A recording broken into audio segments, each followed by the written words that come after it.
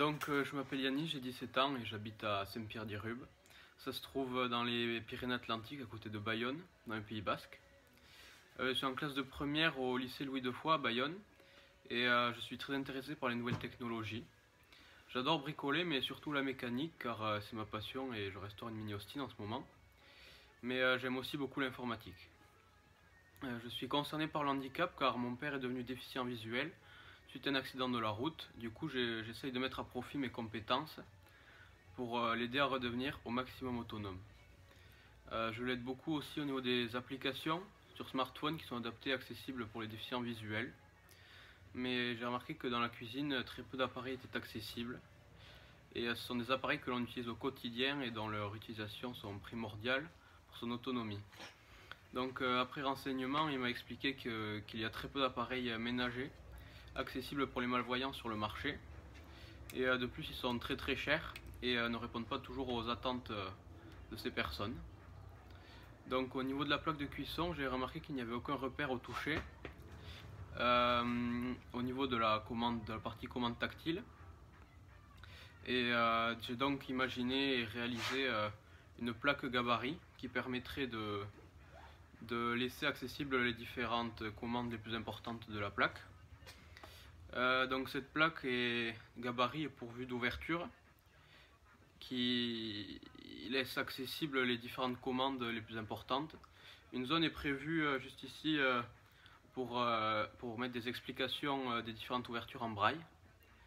Maintenant je vais vous expliquer le déroulement de mon projet. J'ai commencé par faire une prise de cote précise de la partie commande tactile de la plaque de cuisson. Et j'ai ensuite réalisé un plan sur papier. Puis j'ai fait une modélisation 3D de cette plaque, de ce plan, sur SolidWorks, qui est un logiciel que j'utilise en cours de sciences de l'ingénieur. C'est une spécialité que j'ai choisie au lycée. Et ensuite, avec du logiciel Cura, j'ai transformé ce fichier en fichier G-code que j'ai pu imprimer en 3D. La matière que j'ai utilisée est une matière plastique végétale et alimentaire. C'est du PLA. Et l'imprimante 3D que j'ai utilisée est une Annette A8 que j'ai eue à Noël. Ensuite, j'ai fait un premier essai de cette plaque avec un groupe de personnes d'âge différents. Le but premier étant de valider la taille des ouvertures suivant les différentes formes et tailles des doigts de chacun. Et essai non concluant car la taille des ouvertures n'est pas suffisante. Par contre, j'ai pu valider l'indexation avec les nervures à 90 degrés qui permettent un bon maintien de cette plaque sur la plaque de cuisson.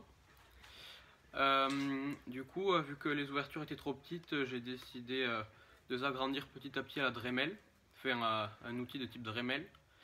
Et j'ai ensuite réalisé un deuxième essai qui s'est avéré concluant avec le même groupe de personnes. Et cet essai m'a permis de terminer la cote d'ouverture à 13 mm. Donc sur le fichier 3D, j'ai changé cette taille en passant de 10 mm à 13 du coup. Et après transformation du fichier, j'ai réalisé à nouveau une impression 3D de la nouvelle version.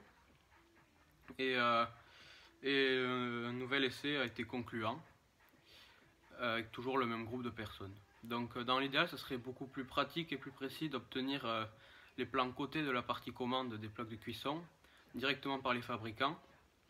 Et ça leur permettrait également de s'impliquer dans l'assistance au handicap.